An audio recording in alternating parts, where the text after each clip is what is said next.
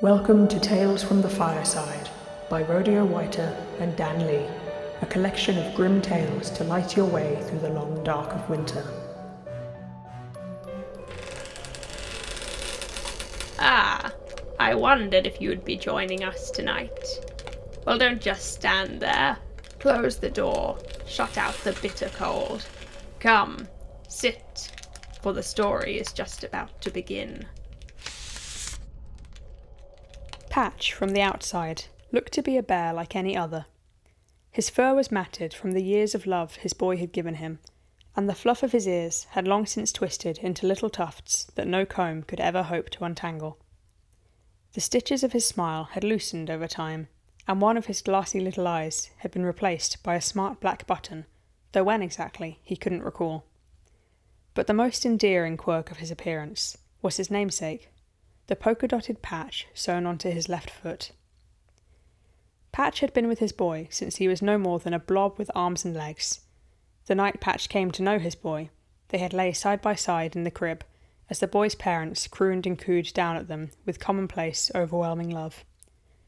As the boy had grown, learning to talk and walk and run, so had grown his love for Patch, who shared in his every adventure.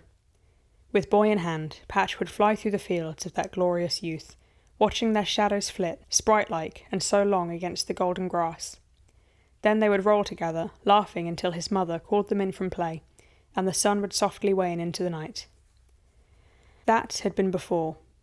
Now the boy lay sickly in his bed, with every breath a rattle in his chest that made Patch ache for his recovery. The boy's parents looked in from time to time, no longer smiling and crooning in the way they had in times gone by. Instead, their brows creased, holding handkerchiefs over their faces, their love now filled with the most desperate dread. The boy was pale and weak, and long had been the lily on his brow. These days there were no adventures. They didn't run through fields, or watch the tadpoles swim down by the brook. There was no more rolling in the grass, or revelling in every ray of summer. No, these days the boy would sleep. His mother would beg for him to eat, or even drink some water. He would cough red into her handkerchief, and every breath he took was laboured. Patch, of course, stayed by his side, for the bond shared by bear and boy is not one to be broken easily. The boy had loved Patch for all of his days, and in his time of quiet, Patch could only do the same, to love him and lay by him, and long for summer days to reappear. At night it was quiet. There were no sounds of the parents shuffling about the house, just the whistle of the wind through the ill-fitting windows, and the regular chime of the grandfather clock. The boy's wavering breath rattled in and slowly out of his chest, and Patch lay beside him, listening to the quiet sounds of night. The room was washed in moonlight, and all across the walls, stark lines were drawn by the branches of the tree outside the window. This time of year it was heavily laden with apples, and in years gone by the boy's mother would not let him eat them unless they had been cooked. Of course, the boy had tried one anyway, climbing onto the windowsill to pluck one from the tree. He had bitten into it, expecting the sweetness he had grown to know, but instead he squeezed his eyes tightly shut and scrunched his face. He spat the offensive mouthful out of the window and dropped the bitter fruit down after. Patch and his boy were afraid that his mother would scold him, but instead she laughed, telling him that fruit would always taste sour when he disobeyed her. There were apples on the tree again now, and occasionally Patch would hear one thud onto the ground below. On long nights like this, when he couldn't sleep for concern for his boy, all Patch could do was wait for the clock to strike 13. It didn't happen every night. Sometimes the parents would be awake, talking in low, worried voices. But when they were asleep, when everyone in the house was sleeping soundly, the clock would chime a 13th time, and wondrous things would happen. The clock had already struck midnight, so Patch knew that if it was to happen, it wouldn't be long now. The 13th hour was magical. It was a time between times. Perhaps the whole hour took place within a single second, the grains of sand ebbing away so slowly that unless you watched them carefully, they looked to be standing still. It wasn't a time for ordinary boys and girls, nor their watchful parents, who had forgotten what it meant to be a child. In fact, hardly any people had seen the 13th hour pass at all. But Patch had. and as had all of the other creatures that cared for their loving children. Now, with the wind rustling through the falling leaves, and the shadows moving silently across the walls, Patch heard the clock begin to sound. And as it did, with every chime, the shadows moved slower, and the wind grew weaker, until on the 13th ring, everything in the world had fallen completely still. Patch stood up and shook his limbs into life. As always, they were clumsy from disuse. He blinked his one good eye and looked around the room. Stillness and silence. Good. Perhaps tonight he would join the other bears for a moonlit picnic in the park. It had been so long since he'd seen them. What with the parents kept awake with worry, Patch hadn't seen a 13th hour in quite some time. Thrilled at the thought of adventure, Patch turned to climb down from the bed. However, he was stopped in his tracks when a deep and foreboding voice sounded right behind him. "Good evening, little bear," said the voice, and Patch turned around with a start. Standing in the bedroom, a silhouette before the moon, was a tall and crooked figure. His cloak and form was one of darkness, and as he moved, the folds of his garbs drifted on the air, wafting like ink in water. "Surely you recognize me," said the figure. His voice was crisp and cunning, like the edge of a sharpened blade. Patch shook his head. "No," said the stranger. "I am the friend that will greet you when you come to the end of your path." Patch stepped closer to his boy. Although his boy was sleeping, he always felt more secure when they were close. "I'm not at the end of my path," said Patch, trying to hide the tremble in his voice.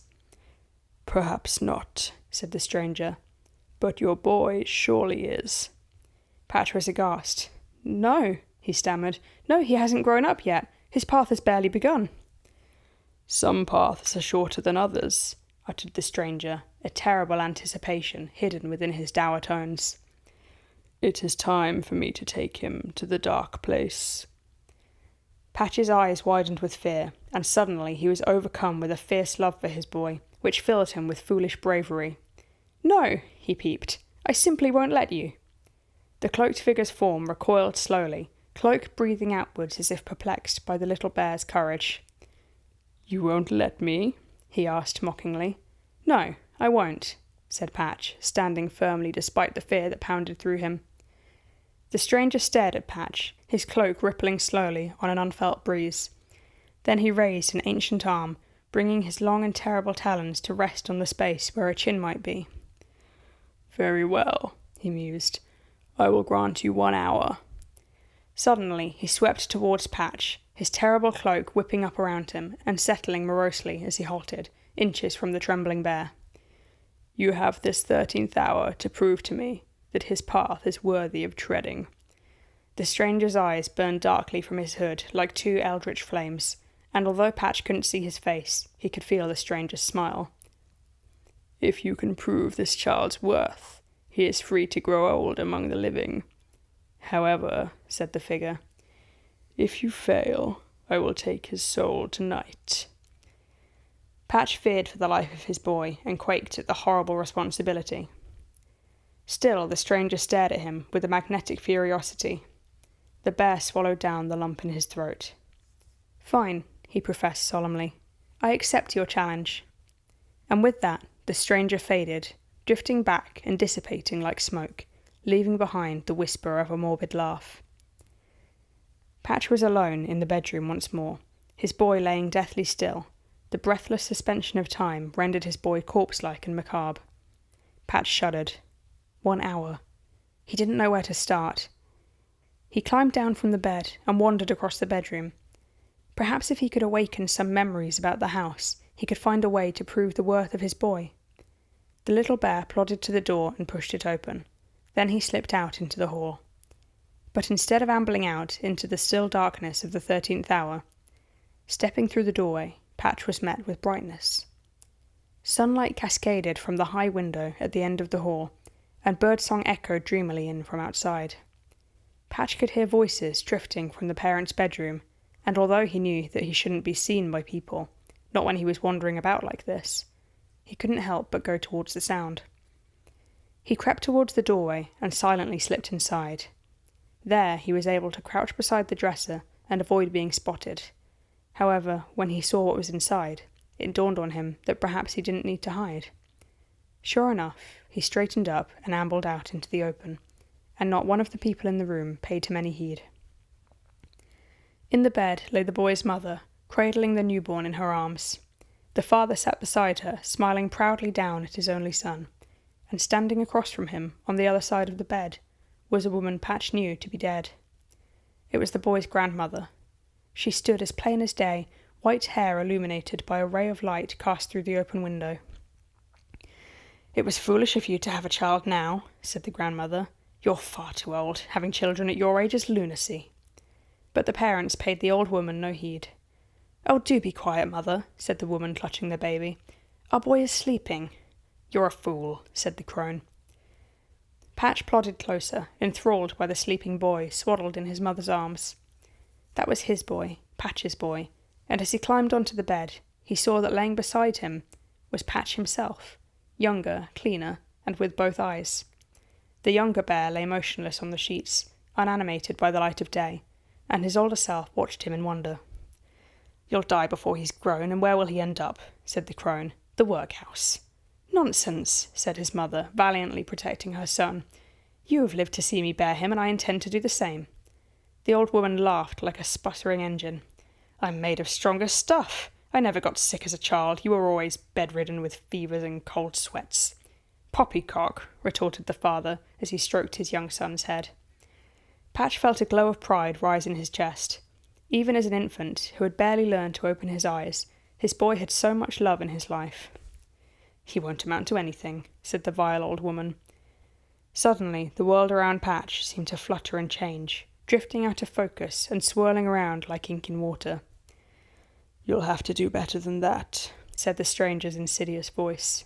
Its echo bounced around the absent space like thunder in a storm.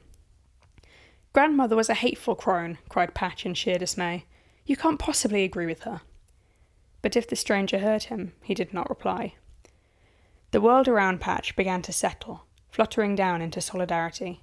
The same, yet somehow completely different.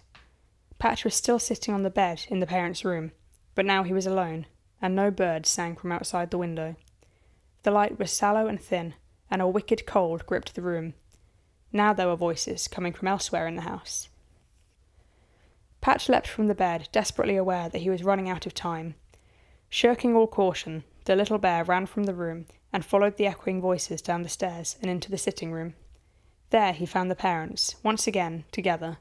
Patch's former self lay upon the floor beside the hearth. This time there was no crone to offer poisoned words, and his boy was absent too. Patch stepped deftly into the room, determined to hear what he would hear, and hope to pull some merit from this memory. The parents spoke in hushed tones, huddled together on the sofa. "We'll manage somehow, darling," soothed the father. "We always have."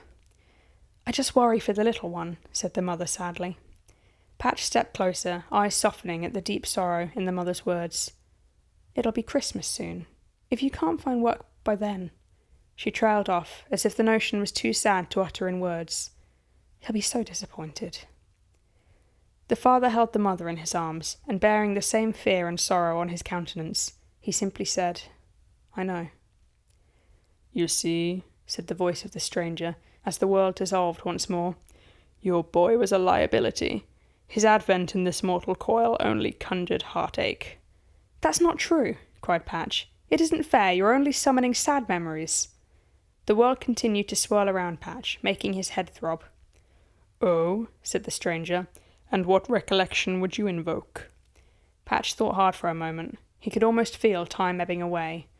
"Not long, little bear," teased the stranger's voice, and in the swirling mass, Patch could see figures emerging, all crying and draped with funeral garbs. The mother brought a handkerchief to her lips, sobbing silently. The father wept desolately into his open hands.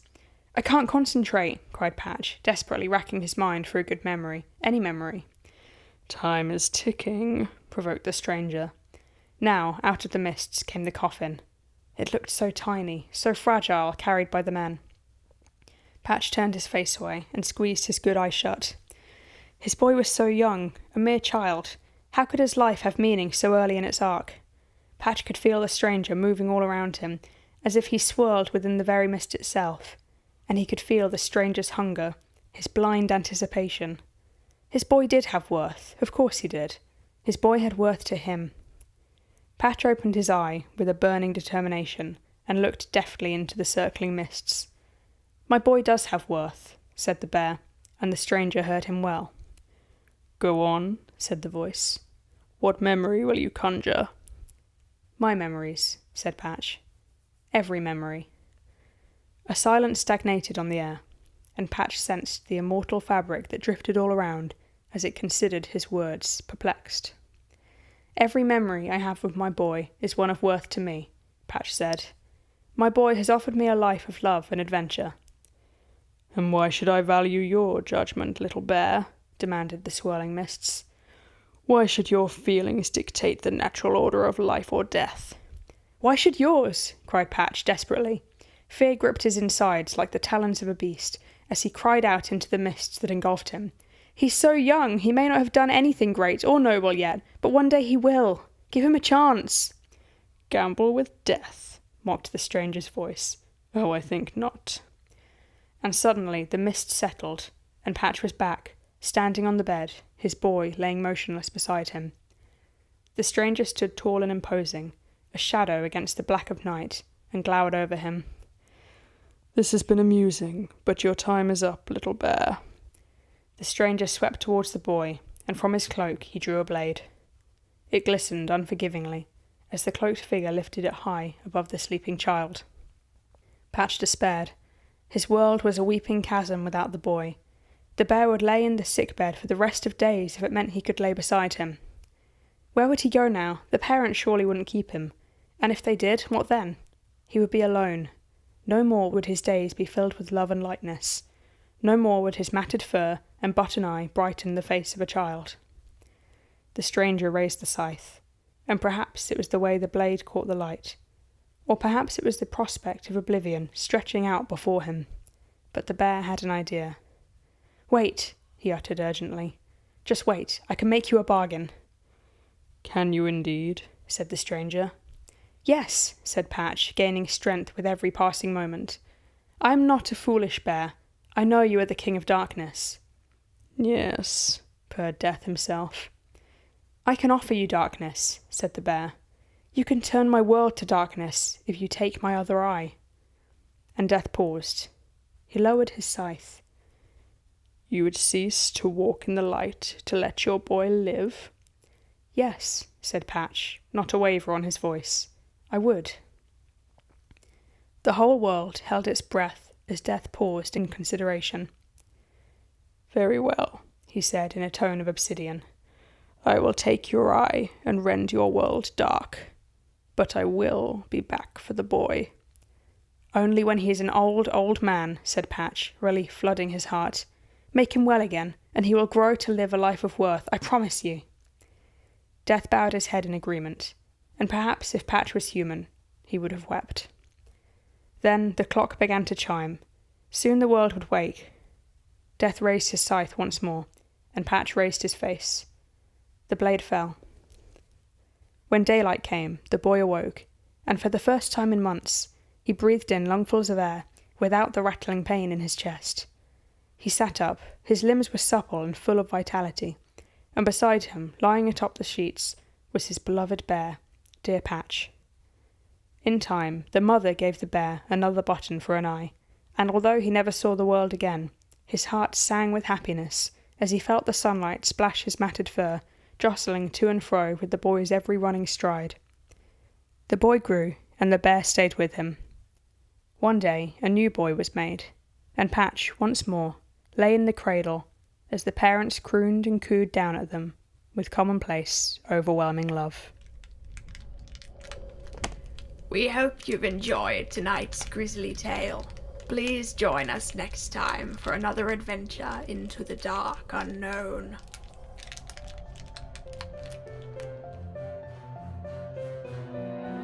Thank you for listening to Tales from the Fireside, written by Rodeo Whiter and Dan Lee, and produced by RODEAX.